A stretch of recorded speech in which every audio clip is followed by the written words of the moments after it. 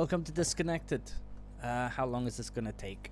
Why is this even so problematic? Why is there even any discussion? Why is the police not there arresting him, giving him fines, doing whatever he needs to do? Mr. Johnson knew about parties he attended. I think that was pretty clear from the start. What should happen to Mr. Johnson? Well, Mr. Johnson's explanations have got to be considered by the committee. And they've got to do that in an impartial way, and I'm quite sure they're capable of doing it. They're a cross-party committee. And they've got to consider whether, in fact, the statements he made to the House of Commons were untrue. Mr. Johnson certainly does appear to have a considerable problem. He attended some of the gatherings which were parties, and yet he said that there weren't any gatherings. And it's a bit difficult, therefore, to understand how he didn't know that there had been parties going on at number 10 Downing Street. He says there were events. Look what's on this table. Some orange juice. What's this, like those meal deal packages, most likely, maybe from Tesco or something. At least they didn't go overboard with caviar and lobster. That's at least something with your taxpayer money. But yeah, no, there's no party going on here. He's busy working. They're wearing masks and everything's fine. Well, the photograph you're just showing rather shows for itself the nature of the gatherings which were taking place. They don't look... All I can say, really, when you look at these pictures, and so much of what's happened in the last many years, is people of the UK, this is your fucking government. This is it. That was your government. Those are the competent, trustworthy, reliable decision makers. Yep, there you go. Like work events. So Mr. Johnson's got a lot of explaining to do. And of course that is against the background of somebody who has a serial reputation for telling untruths whenever it suits him. Well, I like that. That's a very nice way of saying he's a big fat fucking liar. he says that he has a 50-page written document that he's going to submit today. His lawyers have been working with him, and he will be able to prove that he did not mislead Parliament. So there's the photo. It's a bit like Prince Andrew, right? No, I don't know this girl. I'm just hugging her in a photo, but I don't know her. Never had, don't have a clue who she is. Never met her before in my life. And we let this go. I did a video earlier about the EFF in South Africa having massive protests, and this is what's lacking here.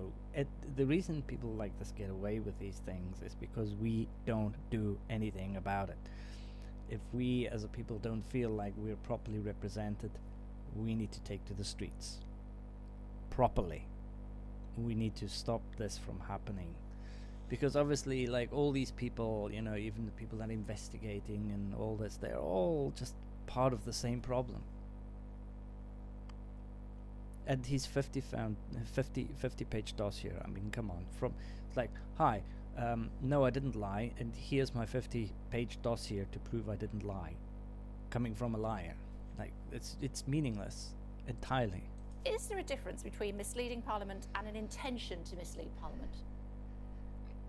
It's possible for a minister or indeed a member of the House of Commons to inadvertently mislead Parliament, and if you do that, you should correct the inadvertent mistake you made at the earliest opportunity.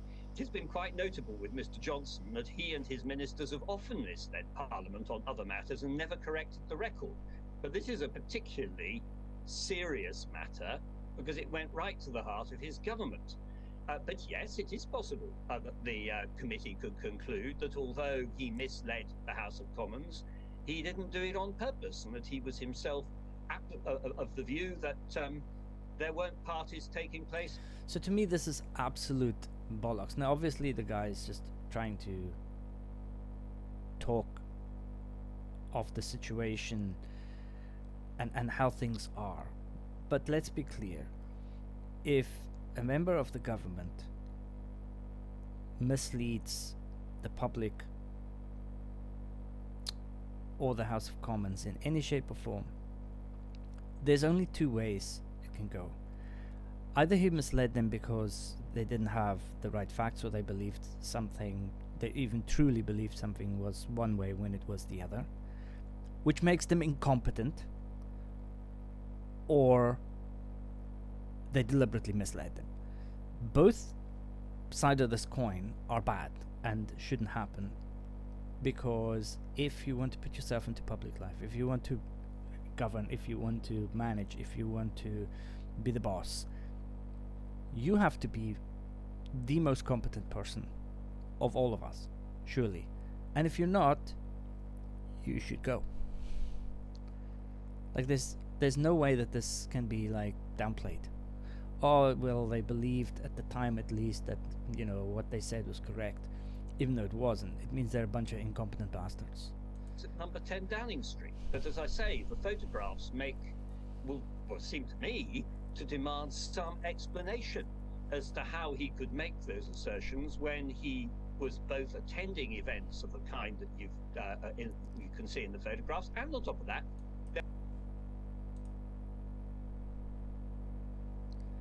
Right, I want to hear what this woman has to say. Parliament, Claire. Good afternoon, Sanjita. Well, just listening to you before, I can tell you do, but I certainly don't. I really do think this whole process lacks credibility. Whichever way you look at it, it's scandalous and it's a slur on our democracy. I've been through the evidence, with a fine-tooth comb over the last few weeks, and I'm just appalled, actually. Hold on, let me guess. This evidence here? Where's the photos? This evidence? This evidence? Okay. Madam Editor of the Conservative Post. I really am. That it's Conservative with the truth, stage. maybe. So, yes, that's why we have been emailing or getting our members to email the MPs, the Conservative MPs, saying, pull out. We don't want you to be any part of this. Okay, I'm going to come to that in a minute. Can I just come back for a second? You certainly very strong language there. You described the Privileges Committee as a slur on democracy. I would think that they would be quite outraged by that, Claire. I don't actually care if they're outraged. It really, truly is. I mean, how can it be a slur on democracy when this is part of our parliamentary process? Well, when Parliament were asked to vote on this, they didn't actually have all the facts. We know the Sue Gray report has been discredited. We know her advising barrister of that report has been discredited. They've also massively changed the goalposts. I mean, for one, let me just give you one example. Intent.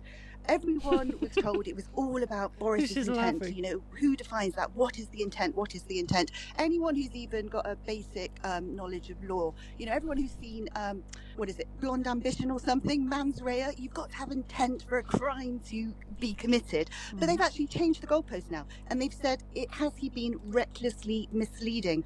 I mean... Sorry, guys. Yeah, watch some AdWords. How on earth that they've managed to get away with that? I mean, that's just ridiculous. Also, you've got to look at the actual context of. No, of course. Sorry, you've just drawn the parallel with law, and of course, in law, let me take an extreme example: manslaughter. If you're convicted of manslaughter, then that is because you have behaved recklessly. In other words, you may not have had intent, but your behaviour was predictably going to end up in the death of someone. So actually, what you seem to be questioning, Claire, and this is, I've got to be honest, I'm quite taken aback. What you seem to be suggesting is that due process established through our parliamentary systems that has been used time and time and time again, that has never been questioned before, you're describing that as a slur on democracy. So I'll answer for her. The reason she does that is very simple, because it stops them from doing what they want. Because that's what Tories do. Well, that's what anybody in government after a while does, because power corrupts. Well, and you're I'm now sorry. actually going a step further and suggesting that it should be sabotage by campaigning, as I understand it, for the 4 Tory MPs that sit on the Privileges Committee to withdraw. Well, I'm sorry, but with your reasoning, questioning why is the Parliament even looking into this when a higher authority fined Boris for people walking into his office and singing happy birthday to him. He wasn't fined for attending any parties. That, read the facts of that case. Read the facts of that case. Look at it. This is not his office.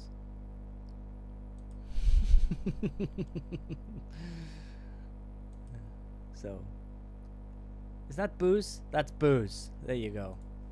Come on, guys. And that is a higher authority in the good law of our lands and the way things should be done. So hang on, are you suggesting that professions, which is let's call being an MP a profession, are you suggesting that employers should never have any internal disciplinary processes? Because that's essentially what this is. So by your reasoning, Claire, no employer in the country, in the world, would ever have an internal disciplinary procedure? I'm not saying that. I've said that is what you're saying. You're saying he's already been fined, and therefore there's no reason to have a parliamentary inquiry. I'm saying if you were an employer in the land, you should go with what the police have said, and the police fined him for a gathering of people walking into his office during the workday. It was a Thursday or Friday afternoon, in between meetings, in his place of work. They were all, I'm sorry. Whatever.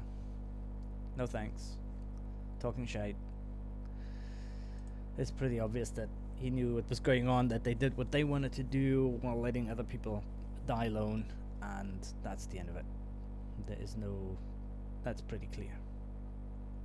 Thanks for listening. Please let me know what you think below.